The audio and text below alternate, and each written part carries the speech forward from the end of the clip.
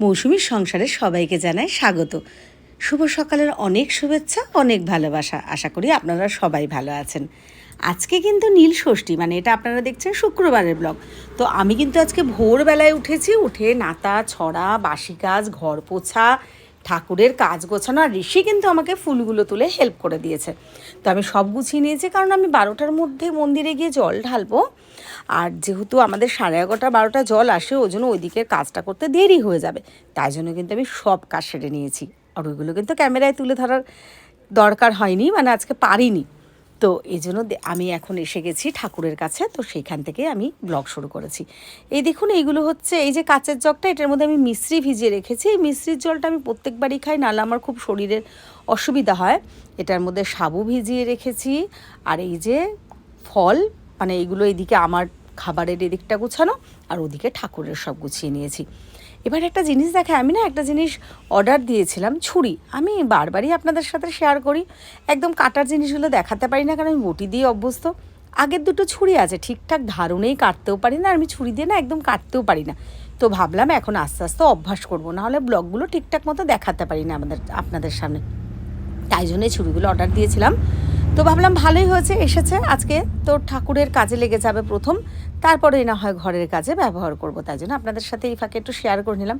আর হ্যাঁ, আমি কিন্তু ছুরিগুলো ব্যবহার করেছি, সত্যিই ভীষণ ভালো ধার আছে। আমার মনে হয় তাহলে এতদিন আমি ভুল ভাবতাম যে আমি ছুরি দিয়ে কাটতেই পারি না, এমনটা নয়। কালকে কিন্তু আমি এই ছোটো ছুরিটা দিয়ে ঠাকুরের সব কাজ করেছি, আমি কিন্তু পেরেছি। খারাপ যে একেবারে হয়েছে ওরকম নয়। হ্যাঁ, একটু স্লো, একটু অসুবিধা হচ্ছিল, কিন্তু পেরে গেছি। তো এইবার কিন্তু আমি ঠাকুরের কাছে এসে বসলাম পুজো দেওয়ার জন্য। আগে ঘরের ঠাকুর পুজোটা দিয়ে নেব, তারপরে আমি একেবারে যখন 12টা বেজে যাবে তখন আমি মন্দিরে যাব। আমাদের এখানেই মহাজাতি মন্দির, পাড়ারই মন্দির, তো আমি সেখানে যাব। তো ঘরের আগে ঠাকুরের পুজোটা দেব বলে আমি বসে পড়েছি। তো এমনিতে সব গুছানোই ছিল। তো আমি এখন পুজো দিচ্ছি, আর ওদিকে ঋষির তো টুকটাক কাজ করে দিচ্ছে, হেল্প করে দিচ্ছে। আর ঋষির জন্য না জল দেওয়া ভাত আছে, তো ওটা ঋষি বললো, মা আমি তাহলে নিজে পাঁপড় ভেজে এবেলা খাবো সকালবেলা, আর দুপুরবেলা যে সাবু মাখা হবে ফল যা, ও আমার সাথে সেগুলোই খাবে।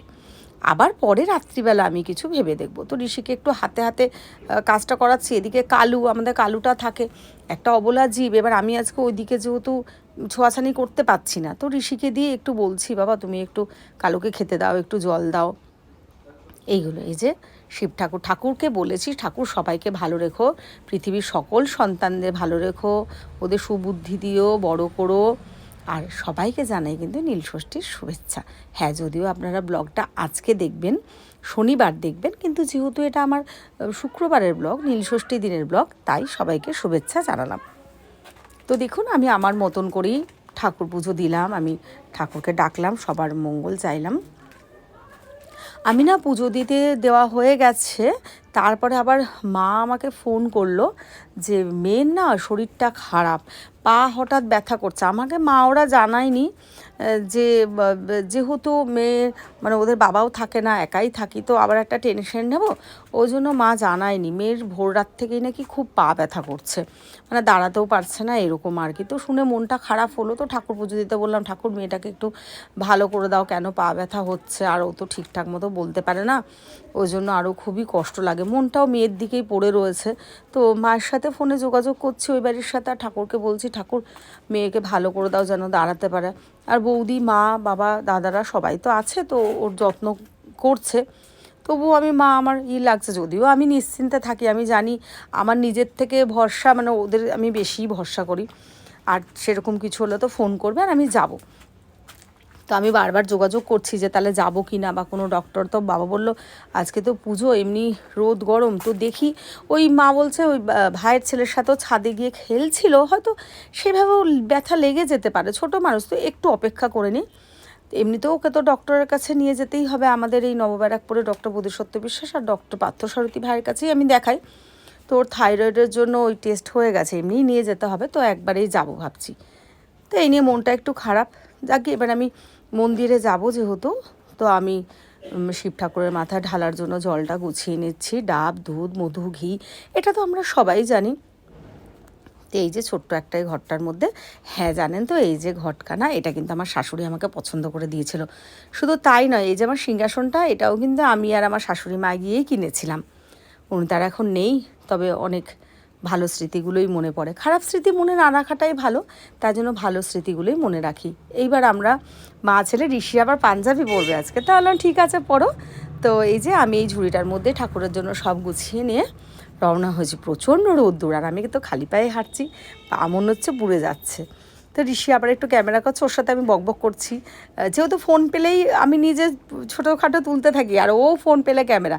আবার কী করছিল, একা সরে গিয়ে আমার একা ভিডিও করবে। আমি আবার বকবক করলাম যে আমার একা করার দরকার নেই, দুজনে একটু যাচ্ছি সেই ভেবে নাও। এই যে আমাদের মহাজাতি মাঠ এসে গেছি, এই যে মন্দির, ঠাকুরমশাই রয়েছে। তো ঋষিকে বলছি আর লাগবে না ক্যামেরা করা, তুমি এবার ভেতরে এসো, প্রচণ্ড রোদ্দুর। আর 12টার পর থেকেই সবাই মোটামুটি আসতে থাকে, ভিড় হয়ে যায়। তো আর আমার না জল না খেলে খুব অসুবিধা হয়, তো ওই জন্য ভাবলাম না, তাড়াতাড়ি ঠাকুরে ফাঁকায়। আর বেশ ফাঁকা টাইমে গেলে না ঠাকুরমশাই বেশ পার্ট বাই পার্ট মন্ত্র পড়িয়ে সুন্দরভাবে পুজো দেয়। হ্যাঁ, তাই বলে বলবেন যখন ভিড় থাকে তখন কি দেন না উনি, সেটা নয়, তবু নিজের একটা মানসিক স্যাটিসফ্যাকশান থাকে। ঋষির এটা ইচ্ছা ঠাকুরমশাইয়ের সাথে আমার একটা ভিডিও নেবে, তা বললাম ঠিক আছে চলো। ঠাকুরমশাই তো আমাদের গুরু, তো ওনাকে আমি প্রণাম করলাম, আমার ছেলে মেয়ের জন্য আশীর্বাদ চেয়ে নিলাম। তো এবার তো আমার সাবু মাখা হয়ে গেছে। এবার সাবু আমি না সব রকম ফল দিয়েই মেখেছি, মানে কলা, শশা, খেজুর, এসব দিয়ে সুন্দর করে বেশ মেখে নিয়েছি, দুধ দিয়েছি। তারপর আমি খাচ্ছি আর ঋষিকেও, আমি তো চামচটা দিয়ে ভেবে খাচ্ছি। আর দেখলেন তো ঋষি কীরমভাবে বসে বসে খাচ্ছে। ওর আবার নাকি একটু জল, মানে দুধ দিতে হবে, মানে একদম জল জল করে খাবে, না চামচ না কিছু। এবার দেখুন নিজে নিজে আবার খাচ্ছে, সেটা আবার তুলেছে, দেখেছেন?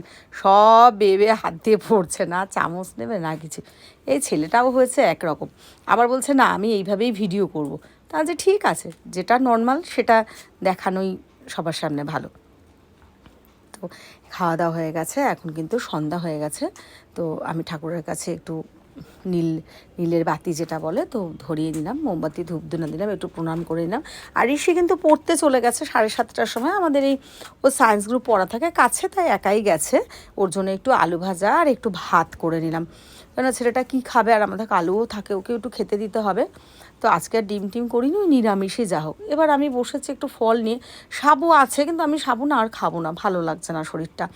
তো আমি একটু ফল খাবো, ওই শশা, একটু শাক আলু আর মিষ্টি রয়েছে, তো এইসবই খেয়ে নেব। তো এইগুলোই গুছাতে বসেছি। আজকের ভিডিওটা এখানেই শেষ করছি, আর আশা করি আপনাদের ভিডিওটা ভালো লেগেছে। ভালো লাগলে একটু লাইক কমেন্ট করে দেবেন। আপনাদের একটা লাইক কমেন্টে আমি অনেক উৎসাহ পাবো। যারা পাশে আছেন তাদেরকে তো অনেক ধন্যবাদ, অনেক ভালোবাসা। সবাই ভালো থাকবেন, সুস্থ থাকবেন, আমার পাশে থাকবেন, আর পুরো ভিডিও দেখে একটা লাইক আর একটা কমেন্ট করে দেবেন। চলুন সবাইকে জানাই শুভরাত্রি। পরের ভিডিওতে চোখ রাখুন।